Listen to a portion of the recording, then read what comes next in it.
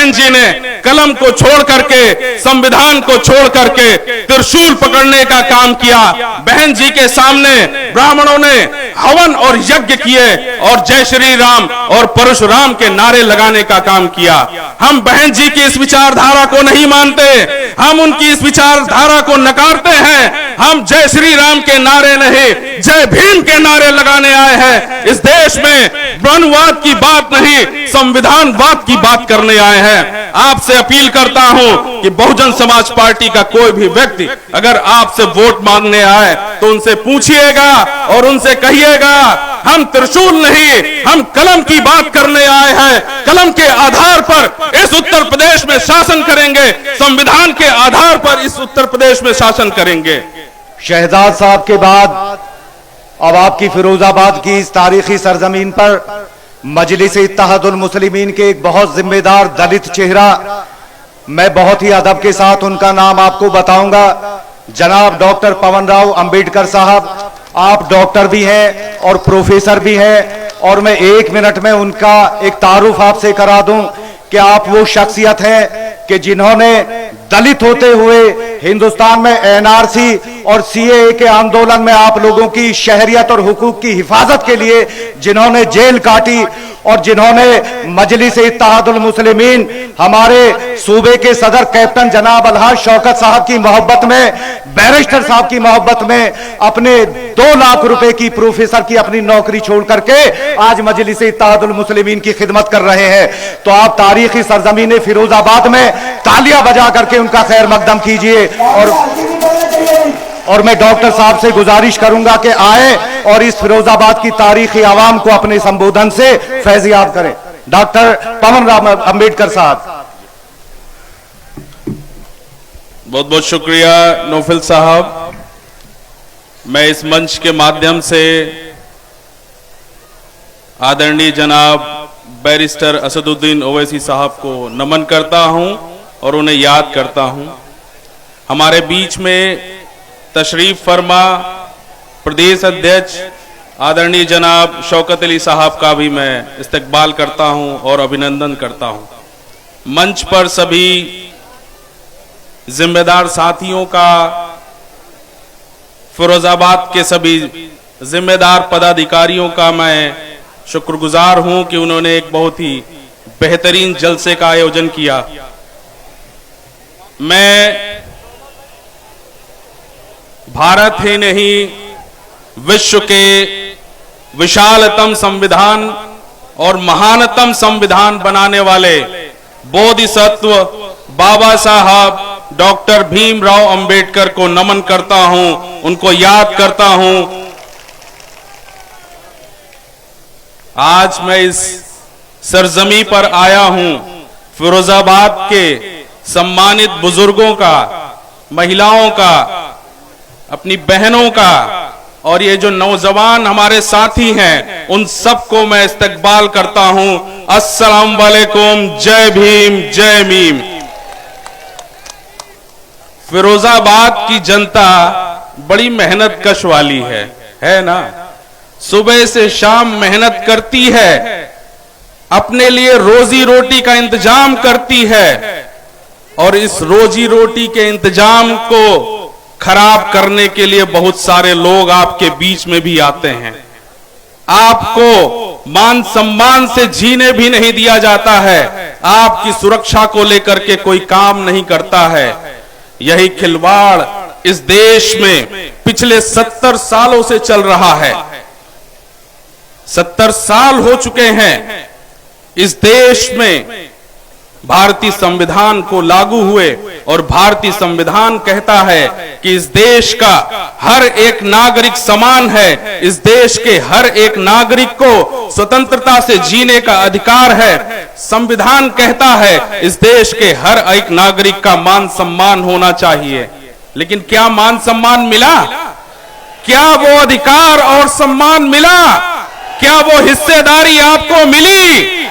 सिर्फ मुसलमान ही नहीं, इस देश का अछूत और सबसे बदतर इंसान कहे जाने वाला भी आज सुरक्षित नहीं है। मुसलमान 70 सालों से इस देश में राजनीतिक गुलाम बनाया गया, लेकिन हम पिछले 2500 सालों से सामाजिक गुलाम भी रहे हैं और राजनीतिक गुलाम भी बनाए गए। 70 सालों से क्या हुआ? कांग्रेस ने मुसलमानों को और अछूतों को डराने का काम किया और ये कहा कि अगर आपने हमको वोट नहीं दिया तो हम आपको पाकिस्तान भेजने का काम करेंगे। कहा ना, लेकिन हम मजबूर थे, हमारा कोई रहनुमा नहीं था। 1956 में बाबा साहब के जाने के बाद इस देश में जानवरों से जो बदतर जिंदगी जी रहे थे उनका जीना मुहाल हुआ, लेकिन हमने हार नहीं मानी, हम लड़ते रहे। लेकिन मुसलमानों को और डराने का काम किया गया। यही कांग्रेसियों ने मुसलमानों का वोट लगा के इस देश में शासन सत्ता स्थापित किया और 1969 में जो दंगे कराने का काम किया, आप जाकर के देखिए गुजरात में किस तरह से मुसलमानों को मारने का काम कांग्रेस पार्टी के दौरान हुआ, कांग्रेस शासन के दौरान हुआ। मुसलमान चुप और खामोश रहा। उसने सोचा हो सकता है ये पहली घटना हो। उसने फिर से कांग्रेस का साथ दिया। जब कांग्रेस का साथ दिया तो 1980 में कांग्रेस ने आपको गोलियां देने का काम किया। मुरादाबाद की ईदगाह में हमारे नवाजी भाइयों के ऊपर, मुसलमानों के ऊपर पुलिस के माध्यम से इन्हीं कांग्रेसियों ने गोली चलवाने का काम किया। हम कांग्रेसियों को माफ नहीं करेंगे। क्या मुसलमान कांग्रेसियों को माफ करेगा? और कांग्रेस से हाथ छोड़ा, हमने उसको किनारा किया। आपकी बात दूसरे लाइन पर चल रही थी, हमारी भी लाइन चल रही थी, लेकिन हमारे बीच हमारा रहनुमा आया जिसका नाम मान्यवर कांशीराम साहब है। उसने इस देश की जो गैर बराबरी की व्यवस्था है उसको ठोकर मारने का काम किया और ये कहा कि आज हम बहुजन समाज पार्टी की स्थापना कर रहे हैं। बहुजन समाज पार्टी इस देश के शोषित वंचित समाज के लिए आंदोलन करेगी। बहुजन समाज पार्टी इस देश में भारतीय संविधान को लागू करके इस देश के शोषित वंचित समाज के हक और अधिकार की बात करेगी। मान्यवर कांशीराम साहब के साथ जब आंदोलन आगे चला तो इन्हीं कांग्रेसियों ने क्या कहा, यह तो चमारों की पार्टी है। इस तरह की अफवाह फैला करके कांग्रेस ने मान्यवर कांशीराम साहब को बदनाम करने का काम किया। लेकिन मैं धन्यवाद करता हूं कि कांशीराम साहब के साथ मुसलमानों ने बढ़ चढ़ करके हिस्सा लिया और कांशीराम साहब के उस कारवां को और उस मिशन को पूरा करने का काम किया। और 1995 में अछूत और चमार कहे जाने वाले, जिसे जानवरों से भी बदतर समझा जाता था, जिसे इंसान नहीं समझा जाता था, उत्तर प्रदेश का मुख्यमंत्री बनाने का काम किया। मुसलमानों ने अगर साथ ना दिया होता तो बहन जी उत्तर प्रदेश की मुख्यमंत्री नहीं बन सकती थी। और क्या हुआ? मान्यवर कांशीराम साहब के जाने के बाद क्या हुआ? बहन कुमारी मायावती जी ने उसी गैर बराबरी की व्यवस्था को बहुजन समाज पार्टी में शामिल किया और शामिल करने से क्या हुआ? बाबा साहब के सपने को तोड़ा, कांशीराम साहब के सपने को तोड़ा और बहन जी ने कलम को छोड़ करके, संविधान को छोड़ करके त्रिशूल पकड़ने का काम किया। बहन जी के सामने ब्राह्मणों ने हवन और यज्ञ किए और जय श्री राम और परशुराम के नारे लगाने का काम किया। हम बहन जी की इस विचारधारा को नहीं मानते, हम उनकी इस विचारधारा को नकारते हैं। हम जय श्री राम के नारे नहीं, जय भीम के नारे लगाने आए हैं। इस देश में ब्रह्मवाद की बात नहीं, संविधानवाद की बात करने आए हैं। आपसे अपील करता हूं कि बहुजन समाज पार्टी का कोई भी व्यक्ति अगर आपसे वोट मांगने आए तो उनसे पूछिएगा और उनसे कहिएगा हम त्रिशूल नहीं, हम कलम की बात करने आए हैं। कलम के आधार पर इस उत्तर प्रदेश में शासन करेंगे, संविधान के आधार पर इस उत्तर प्रदेश में शासन करेंगे। एक पार्टी और आई, आपको बेवकूफ बनाने का काम किया। उसने अपने ऊपर मुसलमानी नाम का लबादा उड़ा और अपने आप को मौलाना मुलायम सिंह यादव, मुल्ला मुलायम सिंह यादव कहलवाने का काम किया। मुसलमानों को उसने आकर्षित किया। मुसलमानों ने सोचा चलो छोड़ो, कांग्रेस को हमने देखा, बहुजन समाज पार्टी को देखा, चलो हम समाजवादी को देखते हैं। क्या मिला? 30 साल बीत गए हैं, आपके मान सम्मान को उसने धूमिल किया है, आपके हक, आपके अधिकार को लेकर के कोई बात नहीं कही। 2012 में आप सभी ने समाजवादी पार्टी को वोट दिया था ना, मुसलमानों ने वोट दिया है ना। अखिलेश यादव को उत्तर प्रदेश का मुख्यमंत्री बनाया गया। अखिलेश यादव अगर मुलायम सिंह के बेटे ना होते तो शायद चपरासी बनने के भी काबिल नहीं थे। 2012 में आपने अपने भाइयों को भी जिता करके भेजा, मुसलमान भाइयों को भी जिता करके भेजा, लेकिन क्या मिला?